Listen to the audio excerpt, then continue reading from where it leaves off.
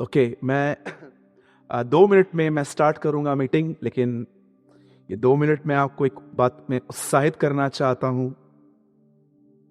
मैं सबसे पहले आपको ये बात बताना चाहता हूं, बहुत कम लोग इस बात पे बिलीव करते हैं। आमीन बहुत जोर से बोलते हैं, लेकिन हृदय से बहुत कम लोग विश्वास करते हैं। सबसे पहले मैं आपको बताना चाहता हूं, यीशु मसीह जिंदा है और वो आपके साथ है। जब भी आप स्ट्रेस का सामना करो ना अपने जिंदगी में, जब आप देखो कि लाइफ के प्रेशर्स आपको दबा रहे हैं, उस टाइम पे सबसे बेहतरीन शब्द और सबसे खतरनाक शब्द शैतान को आप ये कह सकते हो, यीशु जिंदा है। He is alive, he is risen. मैंने रिसेंटली फेसबुक पर एक इमेज देखी, मुझे बहुत पसंद आई। दानियल जो था ना, वो बिल्कुल शेरों के बाजू में सोया हुआ था और उसके बिल्कुल बाजू में लिखा था, ये इसीलिए सोया है क्योंकि यीशु जिंदा है। वाह, आई लव दिस, राइट। मैं कई बार बोलता हूं कि कितने लोग रात को पिलो यूज करते हैं सोने के लिए? मैं यूज करता हूं। क्या बोलते हैं सिंधी में? व्याणो। कितने लोग यूज करते हैं तकिया? आप जानते हैं, मैं कई बार जब मैं तकिया लेता हूं ना, I believe it's a promise of God. ये परमेश्वर की प्रतिज्ञा है जिसके ऊपर मैं सर रख के सोता हूं। आप में से कितने लोग, अगर रात को आपको चैन की नींद नहीं मिल रही है, तो मैं आपको बताना चाहता हूं, आपको ये बात जानने की जरूरत है कि एक्चुअली सच्चा जो पिलो है ना, जहां पर आप रेस्ट कर सकते हो, वो परमेश्वर की प्रतिज्ञा है कि परमेश्वर ने वादा किया है कि वो जो आपके लिए करेगा। इसलिए मैं आपसे कहता हूं, इन दिनों में अपने बाइबल से फेमिलियर हो जाइए। जो परमेश्वर ने आपको अपनी लैंग्वेज में, बाइबल आज भी 140 लैंग्वेजेस में ट्रांसलेट नहीं हो पाया है। क्या आप ये बात जानते? 140 लैंग्वेजेस में आज भी बाइबल ट्रांसलेट नहीं हो पाया है। लेकिन सोचो कितने ब्लेसेड हो आप कि आपको अपनी लैंग्वेज में, आपको अपने घर पे कॉपी पड़ी हुई है, आप इसे पढ़ सकते हो। पहले के दिनों में ऐसा नहीं होता था, लोग पढ़ने के लिए दूर दूर आराधनालय में जाते थे। लेकिन आज आपको परमेश्वर ने घर बैठे आपको वचन दिया है ताकि आप उसको देखो, उसको सुनो, उसको समझो। यीशु मसीह की जय। ओके, आज फिर से मैं आज प्रतिज्ञा पर ही आऊंगा। आप जानते हैं कि लास्ट टाइम भी हमने यही शेयर किया था कि जब हम बुरे होकर अपने बच्चों को अच्छी वस्तुएं देना जानते हैं, तो स्वर्गीय पिता में मांगने पर क्यों न देगा। आज एक और प्रतिज्ञा मैं आपके सामने रखूंगा और मैं विश्वास करता हूं कि आप में से बहुत सारे लोग आज कुछ न्यू लर्न करेंगे। लेकिन मैं उससे पहले, जो लोग पुराने हैं, एटलीस्ट जिन्हें 5 साल हो चुके हैं प्रभु में, मैं उनके लिए कुछ बात करना चाहता हूं। अगर आपको एटलीस्ट कम से कम 4 या 5 साल और आप एक बार नया नियम पूरा कंप्लीट कर चुके हैं, तो मैं आपके लिए कुछ लाया हूं और मैं विश्वास करता हूं कि आप इसे पूरे दिल से सुनेंगे। बाइबल कहती है, एक दिन आया जब यीशु मसीह एक जगह पे बैठे हुए थे। आप जानते हैं, बहुत बार यीशु मसीह से सवाल किया गया, लेकिन हर बार उत्तर नहीं दिया उसने। कई बार ऐसा हुआ कि जिन लोगों ने उससे सवाल पूछा, उसने उनसे ही सवाल पूछे। आप पढ़ सकते हैं, लोग आके उसको बोलते हैं कि तुझे ये सब करने का अधिकार कहां से मिला, दुष्ट आत्मा निकालने का, बीमारों को चंगा करने का। वो उनको बोलता है, ठीक है मैं तुम्हें बता दूंगा, अब पहले मुझे ये बताओ कि यूहन्ना का बपतिस्मा देने का अधिकार ऊपर से मिला कि नीचे से मिला। सवाल का जवाब नहीं दिया गया, सवाल के ऊपर सवाल डाल दिया गया। एक बार उससे पूछा गया कि व्यवस्था की मुख्य आज्ञा क्या है, और उसने अच्छे से एक्सप्लेन किया कि आज्ञा यह है कि तू अपने परमेश्वर से प्रेम कर। पर आपको मैं आज एक ऐसी चीज बताता हूं बाइबल में से, जिसका सवाल देखिए और जवाब क्या मिला है उसका। और मैं ऐसा समझता हूं कि इस चीज को हर व्यक्ति जानना चाहिए कि यीशु को बोला क्या गया और उत्तर क्या दिया गया। एक दिन यीशु मसीह जगह पे बैठे हुए थे और बाइबल कहती है, आंद्रियास और फिलिप्पुस उससे मिलने के लिए आए। और आंद्रियास और फिलिप्पुस उसको आके कहते हैं, प्रभु कुछ यूनानी लोग आए हैं, वो आपको देखना चाहते हैं। सब बोलिए देखना चाहते हैं, सब बोलिए देखना चाहते हैं। या उन्होंने कहा वो तुझे देखना चाहते हैं। अब जानते हो यीशु को क्या उत्तर देना चाहिए था? ऐसा ह्यूमन सिंपल आंसर है, उनको भेज दो या तो उनको वेट करवाओ, मैं उनसे मिलूंगा, लेकिन आप जानते हो यीशु ने सवाल का उत्तर क्या दिया? उसने अपने हाथ में एक बीज लिया और कहा, जब तक ये बीज जमीन पे पर के मर नहीं जाता, ये फल नहीं लाता। मैं हैरान हो गया। मैंने कहा, प्रभु सवाल क्या है, जवाब क्या दे रहे हैं आप? वो पूछ रहा है कि वो आपको देखना चाहते हैं, और यीशु उनको ये नहीं कहता है उनको वेट करवाओ, मैं आऊंगा, मैं मिलता हूं ना उससे, आके थोड़ी देर रुकना आंद्रियास। ही सेड, जब तक ये गेहूं का दाना जमीन पे पड़ के मर नहीं जाता, वो फल नहीं लाता। आप जानते हो यीशु क्या बोलने की कोशिश कर रहा था? वो मुझे देखना चाहते हैं ना, ये तरीका है। What answer! याद रखना, अगर आप चाहते हो कि यीशु आपके अंदर दिखे, उसका एक ही उत्तर है, नीचे होना, मरना। यू नो क्या होता है मरना? कई बार आप देखते हो, आप कांस्टेंट लोगों से अच्छा चलते हो, लेकिन उनको आपकी भलाइयां नहीं दिखती। आप उनसे सहते हो, उनको आप धीरज के साथ हर चीज को सह लेते हो, लेकिन उनको आपकी कदर नहीं होती। कई बार वो स्टिल अपना बुरा बिहेवियर आपको दिखाते रहते हैं। यू नो अय्यूब में क्या लिखा गया है? प्रभु के आगमन तक धीरज रखो। देखो, किसान जब वो बीज बोता है तो वो धीरज धरता है। वो जानता है कि एक समय आएगा जब उसको अच्छी फसल मिलेगी। आपको पता है याकूब क्या समझाने की कोशिश कर रहा है? कि तुम जैसे चलते आए हो वैसे चलते रहो। हो सकता है तुम्हें अभी प्रतिफल न मिले, लेकिन जब प्रभु यीशु मसीह अपने दूसरे आगमन में आएगा, वो तुम्हें प्रतिफल देगा। He will give you his reward। अब सोचिए, कई लोगों को पूछो यीशु का क्रूस क्या है, तो सब आपको एक ही उत्तर देंगे, हाँ यीशु मसीह 6 घंटा क्रूस पे था। उस क्रूस को सब जानते हैं, पर कितने लोग उस क्रूस को जानते हैं जो 33 साल वो अपने अंदर उठाए रहा? जब लोग उसके लिए बुरा भला बोलते थे, उस टाइम पे वो सिर्फ सहन करता था। आप भी जानते हो, मैं भी जानता हूं, किसी रिलेशनशिप को ठीक से चलाने में कितना मरना पड़ता है, कितना खत्म होना पड़ता है। जब आप चाहते हो कि आपकी किसी के साथ बन के चले, आपको कितना सहना पड़ता है। आप जानते हैं इसको क्या बोलते हैं? इसे कहते हैं मरना। उन लोगों ने उससे सवाल पूछा, प्रभु वो आपको देखना चाहते हैं, और यीशु ने अपने हाथ में गेहूं का दाना लिया, उसे जमीन पे पड़ के उसने कहा, जब तक ये जमीन पे पड़ के मर नहीं जाता, ये फल नहीं लाता। इसीलिए आप यीशु और इन 12 शिक्षाएं, जो चेलों की शिक्षाएं थी, लगभग आप कलीसियाओं से गायब देखोगे। आजकल क्या है, लोग एवरी टाइप की मसीहत स्वीकार करके बैठे हैं, क्योंकि वे परमेश्वर के वचन को नहीं जानते। मैं आपको सच कहता हूं, मैं जब लोगों से मिलता हूं, जैसे ओल्डन डेज में हम में से बहुत सारे लोगों के अंदर एक फ्लटिश स्पिरिट थी।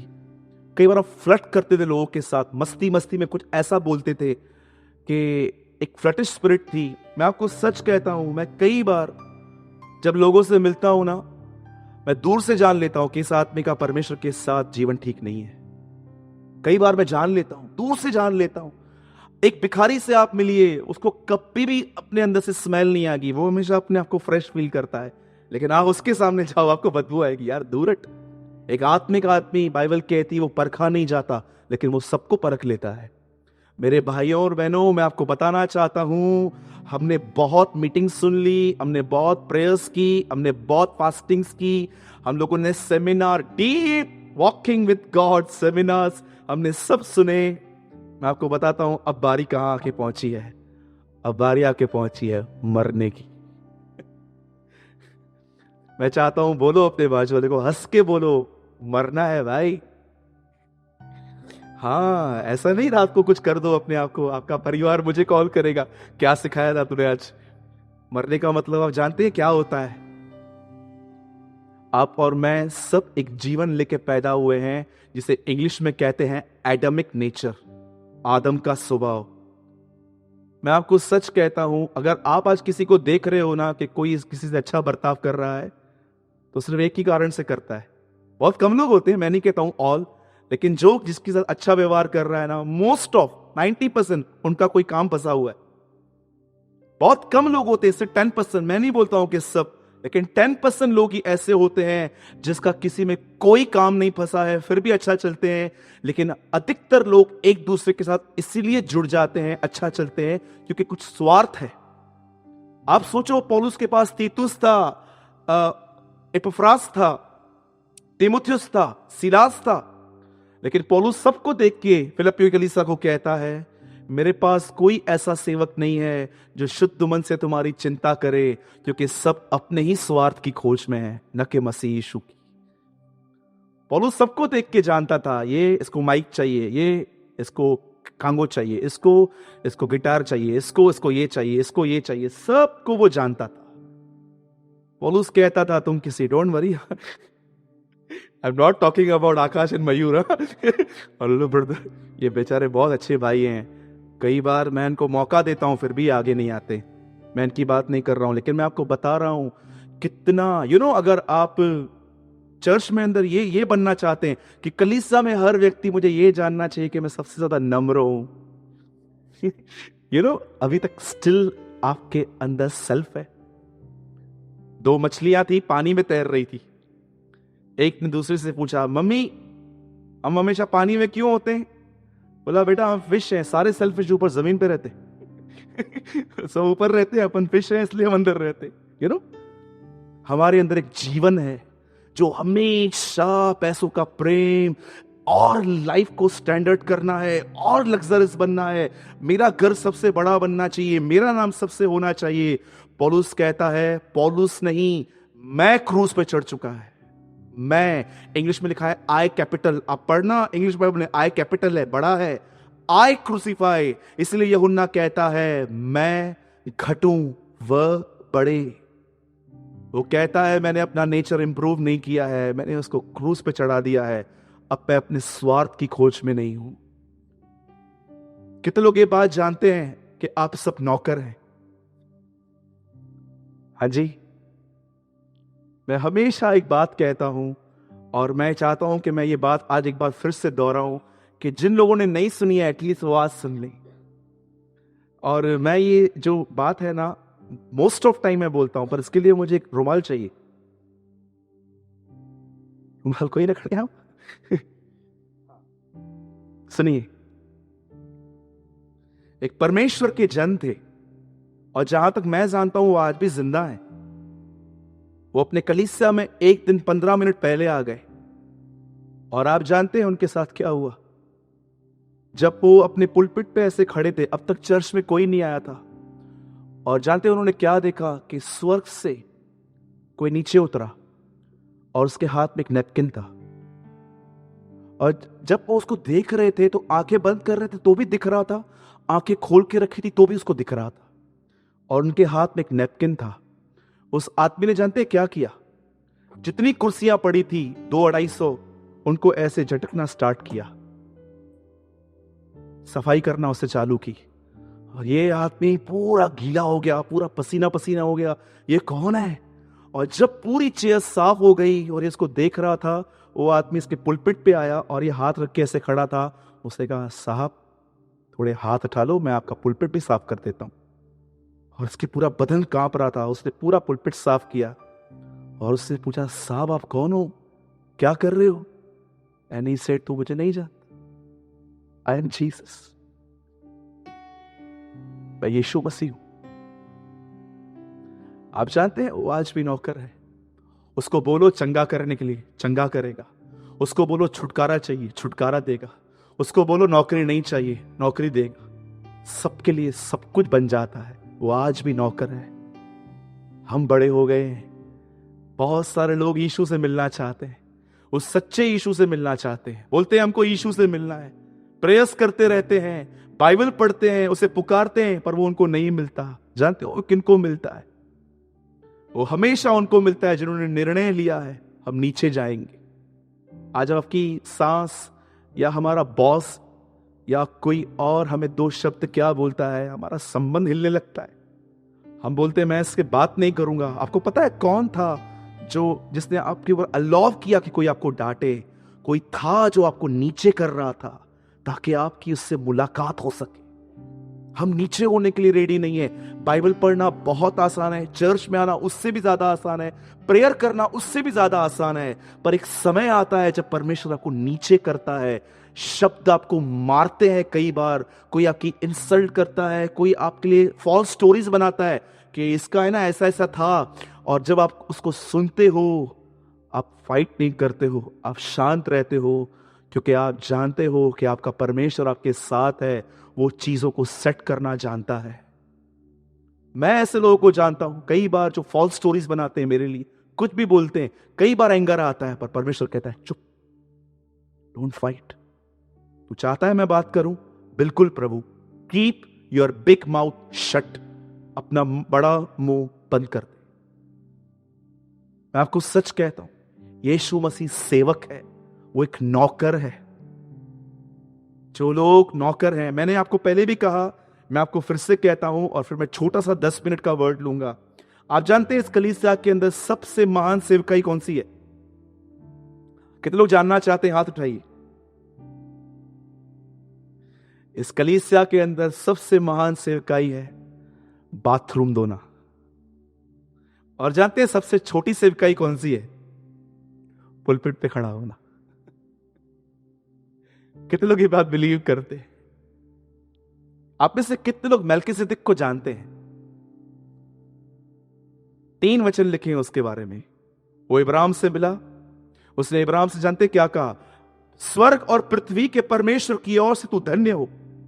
और लिखा है 300 लोगों का खाना देके वो वहां से गुम हो गया। आप पूरे बाइबल में उसके लिए फिर कभी आपने पढ़ा है? कभी नहीं पढ़ोगे। यीशु के लिए ऐसा लिखा गया है कि वो मेल्किसेदेक के समान सदा का याजक ठहरा है। आप उस आदमी के बारे में पढ़ो, उसने इब्राहिम से मुलाकात की, और इब्राहिम को जो जरूरत थी, वो भूखा था, उसने दिया। और जानते हो, इब्राहिम घमंड में आ जाता, क्योंकि उसने इतनी बड़ी लड़ाई जीती थी। वो उसको बताने आया, तू नहीं जीता है, तुझे खुदा ने जितवाई है। कितनी बड़ी बात है। उसके बाद वो गुम हो गया। जानते हो, यीशु की सेवकाई है, ये हमारी सेवकाई है कि हम कुछ करें और हम वहां से गायब हो जाए, वापस नहीं दिखे हम। इसीलिए आप पढ़ते होंगे यीशु ने उन भेड़ों से क्या कहा? मैं भूखा था, तुमने मुझे खाना खिलाया, मैं प्यासा था, तुमने मुझे पिलाया। वो भीड़ कहती है, हमने ये कब किया? वो कहता है, तुमने जो इनके साथ किया। कितनी बड़ी बात है। जो भेड़ें थी उन्हें याद नहीं था कि उन्होंने किन किन के साथ भलाई की। आ जाते हो, हर्टिंग स्किनें होती हैं जो याद रखते हैं कि मां एडो कुछ कहो, मान मुझे लगे कुछ भी रखो। डू यू नो, आज बहुत सारी माएं देखो बच्चों को टोंट करती हैं, इतना बड़ा किया, इतना बड़ा, इतना बड़ा किया, तूने मेरे लिए क्या किया? एक आदमी दूसरे आदमी को कह रहा था, इतनी पैदा हुई थी मेरी बच्ची। तो मैंने बोला, अंकल हम लोग भी इतने ही पैदा हुए थे, इतने बड़े बड़े नहीं पैदा हुए थे। हम भी तो इतने ही पैदा हुए थे। यू नो क्यों? क्योंकि आप अपने अंदर अकाउंट रखते हो। मेरे भाइयों और बहनों, मैं आपके भले के लिए कह रहा हूं, आपके अच्छे के लिए कह रहा हूं। अब समय आ गया है कि हम नीचे गिरे और हम मरे। मरने का मतलब है छोटा बनना। कोई है जो निर्णय ले रहा है, ब्रदर आई एम रेडी? बोलने दो आज जिसको, आज के बाद जिससे मैं उत्तर नहीं दूंगा, आज के बाद शांत रहूंगा, परमेश्वर बात करेगा। आइए हम सब प्रभु का वचन खोलेंगे। अगर आप में से जिनके पास बाइबल है, बहुत ही सुंदर वचन आज प्रभु आपको देगा। और जिनके पास बाइबल है, हम सब खोलेंगे रोमियो की पत्री। मेरी गवाही है छोटी सी, मेरा आवाज ठीक हो गया। कल तक भी बरोबर नहीं था, लेकिन परमेश्वर महान है। आज 3 o'clock के बाद मैंने अपने अंदर एक अद्भुत रिकवरी देखी। ऐसे मेरा आवाज आ गया। तो कल तक तो मैं बोल नहीं पा रहा था, मुझे पेन हो रहा था, लेकिन खुदा का शुक्र है, उन्होंने मुझे चंगा किया। और उन भाइयों और बहनों का भी धन्यवाद जिन्होंने प्रेयर की। प्रभु आपको आशीष दे, आपको प्रतिफल दे, आमीन। यस, आइए कोई पढ़िए मेरे साथ 4 का 16 वचन।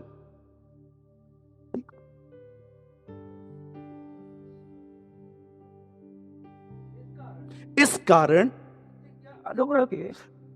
प्रतिज्ञा, नो नो नो नो, एक सेकंड ब्रदर आप रुकिए, ट्रांसलेशन थोड़ा डिफरेंट है। इसी कारण, एक मिनट भाई, तुम्हारा भी अलग है यार। वो अनुग्रह खा गया, विश्वास खा गए। एक सेकेंड दीदी आप पढ़िए। इस कारण प्रतिज्ञा विश्वास पर आधारित है। हाँ ओके, बस बस आप दोनों बाइबल चेंज करो भाई। आइए सब यहां देखिए, यहां लिखा गया है कि प्रतिज्ञा प्रतिज्ञा जो है वो विश्वास पर आधारित है कि अनुग्रह की रीति पर हो। आइए मैं सबसे पहले आपसे एक सवाल पूछ के बहुत छोटे में इसको एक्सप्लेन करके पूरा करूंगा। आप में से कितने लोग ये बात जानते हैं कि परमेश्वर इब्राहिम से बार बार मिलने क्यों आता था? उसका कारण क्या था? जिस किसी को पता है आप मुझे बताइए। Why God made Abraham so many times? वो उसका मित्र था, कोई और?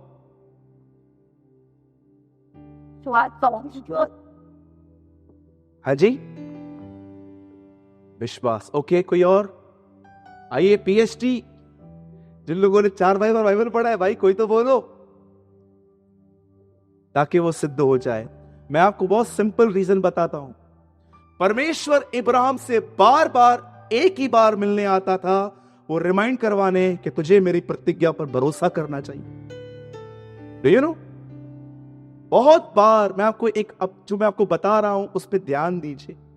बाइबल कहती है एक समय था जब इब्राहिम चुना गया, तो वचन कहता है कि प्रभु ने उसे 3 प्रतिज्ञाएं की। एक थी कि मैं तुझे महान करूंगा, दूसरी बात मैं तुझे बेटा दूंगा, तीसरी बात मैं तेरे वंश को आशीष दूंगा। और जब परमेश्वर ने उसे प्रतिज्ञाएं दी, आप जानते हैं इब्राहिम बिल्कुल हमारी तरह था। वो कुछ टाइम तक वर्ड को होल्ड करता था, फिर बहुत सारी बातें उसके जिंदगी में ऐसी आती थी कि वो आहिस्ते आहिस्ते उसकी ग्रिप निकल जाती थी। और जानते हैं एक दिन क्या हुआ? जब इब्राहिम लगभग अपने विश्वास में डाउन हो चुका था, तब परमेश्वर ने उसके साथ एक दूसरी मुलाकात की। आपको मैं बताना चाहता हूं, परमेश्वर इब्राहिम से पूरे बाइबल में 3 या 4 बार मिला था। एक बार मेसोपोटामिया में, इराक में। दूसरी बार लिखा है कि जब उसे तारे दिखाए गए। तीसरी बार लिखा है कि वो एक ह्यूमन फ्लैश में आया। और चौथा आप देखोगे कि परमेश्वर ने उसे मोरिया पर्वत पे चौथी बार एक दर्शन दिया था। लेकिन आज जो मैं आपको बता रहा हूं, यह उसकी दूसरी मुलाकात है। आप जानते हैं एक दिन क्या हुआ? जब इब्राहिम लगभग अपने फेथ में डाउन हो चुका था, तब परमेश्वर उसके पास आता है और प्रभु उसे कहता है अपने घर से बाहर निकल। और जैसे इब्राहिम अपने घर से बाहर निकलता है, प्रभु उसे कहता है तारों को गिनना चालू कर। अब इब्राहिम जानता था कि ये पॉसिबल नहीं है कि मैं स्टार्स को गिनूं, मिलियन स्टार्स से ऊपर इतने लाखों हैं, वो उनको नहीं गिन सकता था। और प्रभु उसे कहता है सुन, जो तारों को गिन पाएगा वही तेरे वंश को गिन पाएगा। आप ये सब बातें उत्पत्ति के 15 अध्याय में पढ़ सकते हैं। लेकिन 16 अध्याय के अंदर एक और वाक्य हुआ। जानते हो हुआ क्या? इब्राहिम ने वही गलती फिर से की कि इब्राहिम ने वापस वर्ड को छोड़ दिया। और इस बार वो सारा के पास गया और सारा ने उससे कहा परमेश्वर तो बच्चा दे नहीं रहा है, एक काम कर, हैगर के पास, हाजिरा के पास जा और वहां से एक बच्चा उत्पन्न कर। आप जानते हो इब्राहिम ने उसकी बात मान ली। और फिर उसके बाद परमेश्वर ने लगभग उसे कई साल छोड़ दिया। और जब इब्राहिम लगभग बहुत बूढ़ा हो गया, प्रभु उससे मिलने के लिए आया। मैं आपसे एक बात पूछना चाहता हूं, इब्राहिम के बार बार डाउन होने का कारण क्या था? आप पुराने नियम में देखोगे परमेश्वर के जो लोग थे ना, वो constantly up and down experience में चलते थे। इब्राहिम को देखिए, कई बार वो बहुत स्ट्रांग था, कई बार वो बहुत कमजोर था। शिमशोन को देखो, एक तरफ वो लड़ता था, दूसरी तरफ किसी लड़की के साथ बैठकर अपने लूपहोल्स खोलता था। उसके बाद आप ये देखिए, एक जगह पे यहां पर आप देखेंगे एलिया, एक समय था जब बाल के नबियों पे उसने आग गिराई।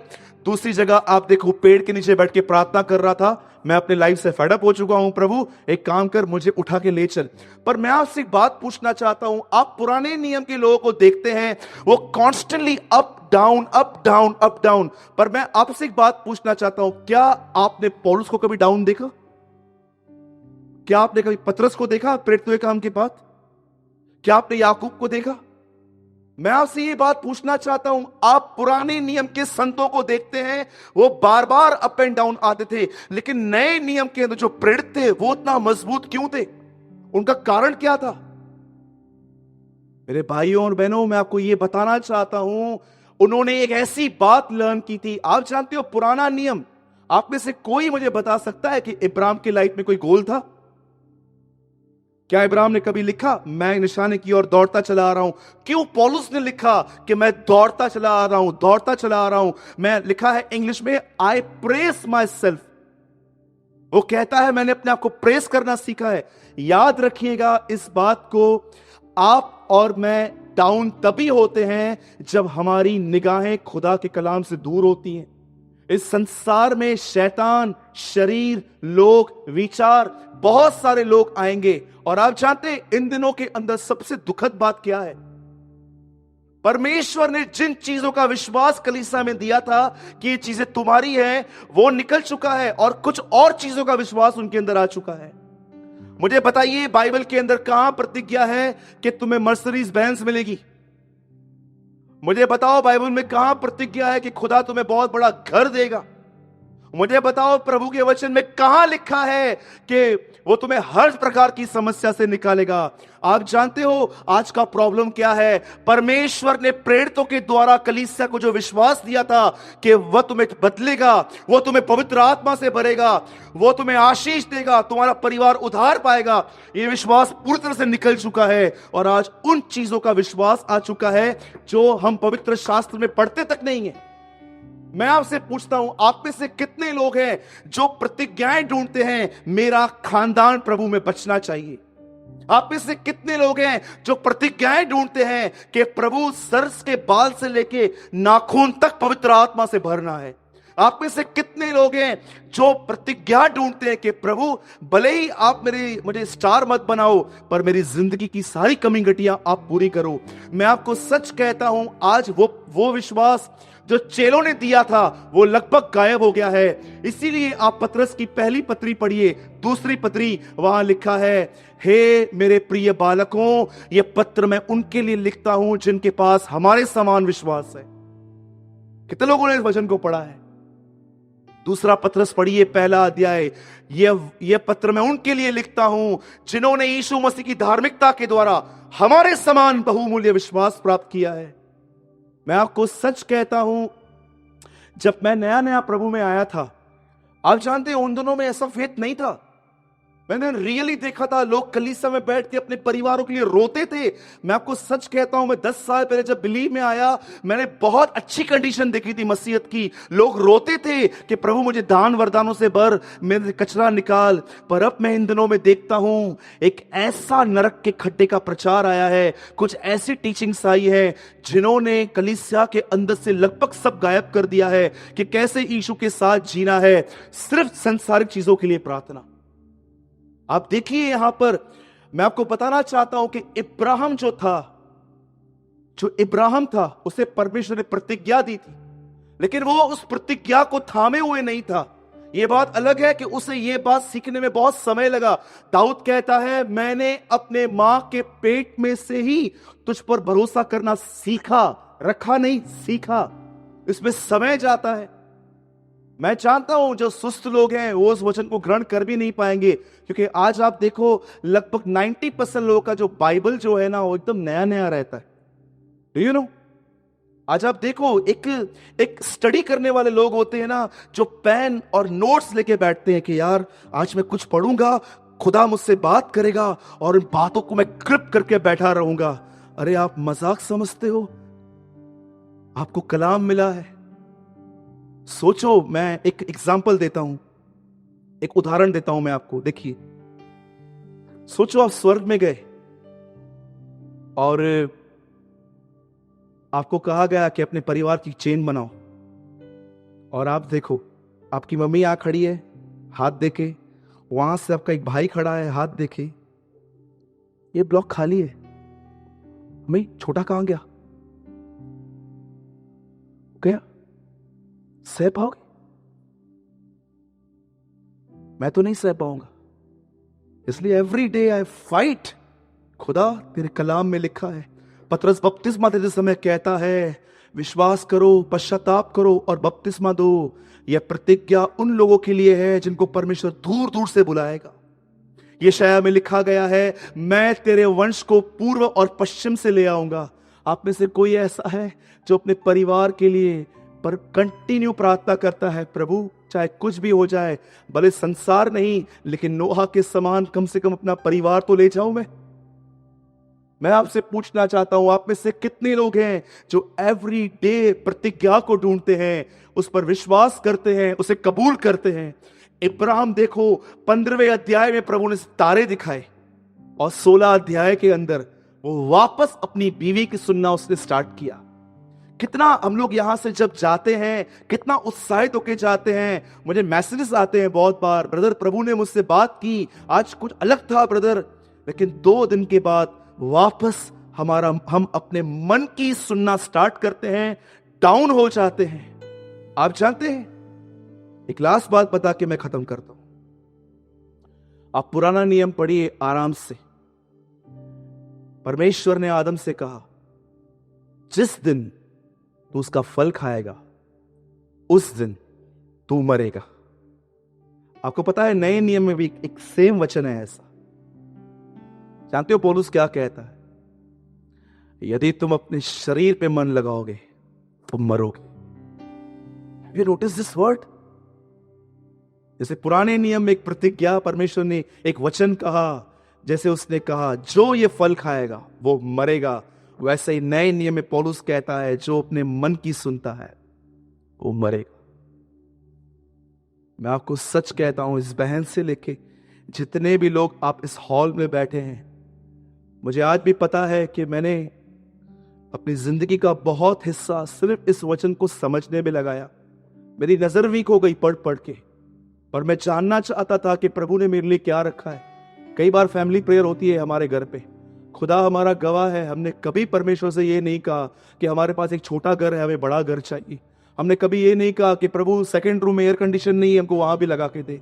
हमने हमेशा एक बात के लिए हमने आंसू बहाए, प्रभु जिन्हें हम जानते हैं प्रभु उनका उद्धार हो, वे बचाए जाएं, उनको यीशु का सुसमाचार मिले। और मैं आपको सच कहता हूं, हमने ट्रुमेंडस रिजल्ट्स देखी उसकी, क्योंकि बाइबल कहती है यह प्रार्थनाएं उसकी इच्छा में है।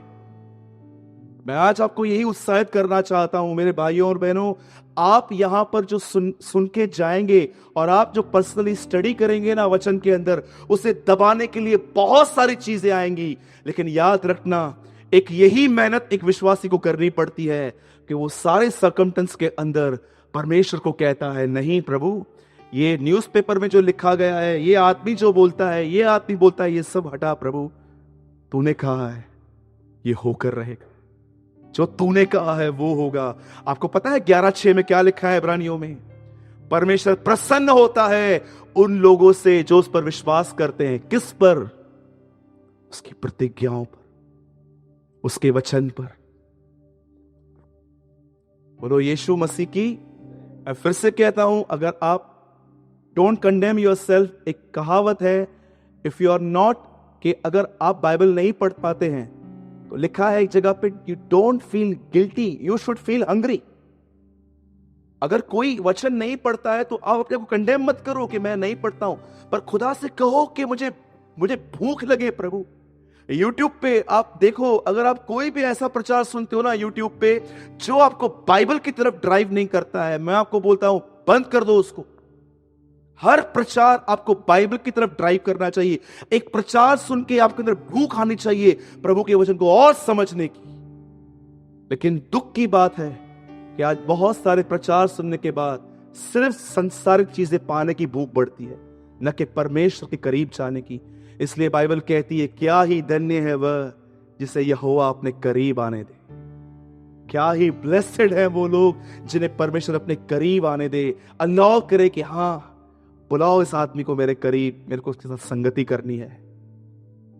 चाइना में जब एक आदमी जिसे यीशु मसीह की वजह से मार दिया गया, जब उसकी पर्सनल डायरी निकाली गई तो उसने अपनी मौत से एक रात पहले उसने एक वाक्य लिखा था अपने लिए। उसने ऐसा लिखा था कि स्वर्ग में परमेश्वर के दाहिनी ओर एक मुकुट पड़ा है और वो मुकुट प्रतिदिन परमेश्वर को कहता है, खुदा से ऊपर बुला, मुझे इसके सर पे रुकना है, मुझे इसके ऊपर बैठना है। और उससे नीचे लिखा था, ऐसों के लिए संसार योग्य नहीं है। आप सोचो, परमेश्वर ने आपको क्या बुलाहट दी है, कितनी बड़ी बात है। इब्राहिम आपके राइट साइड उधर रहेगा, यर्मिया रहेगा, यशाया रहेगा, यहेजकेल रहेगा, दानियल रहेगा, और आपको वहां पर उसकी आराधना करने का मौका मिला है। वाह! मैं जो इमेजिन करता हूं कि कितनी बड़ी बात है। इसलिए इब्रानियों में लिखा है कि खुदा को यह बाया कि वो संतों के साथ तुम्हें सिद्ध करे। कितनी बड़ी बात है, क्या बुलाहट मिली है हमें कि हम संतों के साथ बैठ के उसकी आराधना कर सकते हैं, और हम यहां पर थोड़ी थोड़ी बातों पे डिस्टर्ब हैं। मैं आपको सच कहता हूं, मसीह जिंदगी का 90% प्रतिफल मरने के बाद। यीशु ने कहा, जो तुम यहां करोगे मैं वहां बांधूंगा, जो यहां छोटी छोटी आज्ञाएं सिखाएगा वो महान कहलाया जाएगा। Jesus so much talk about future world. जो मेरी छोटी छोटी आज्ञाएं मानेगा वो वहां महान किया जाएगा। जो यहां इनकार करेगा मैं इसका वहां इनकार करूंगा। आप पढ़ के देखो, यीशु मसीह ने आने वाले जगत का कितना प्रचार किया था।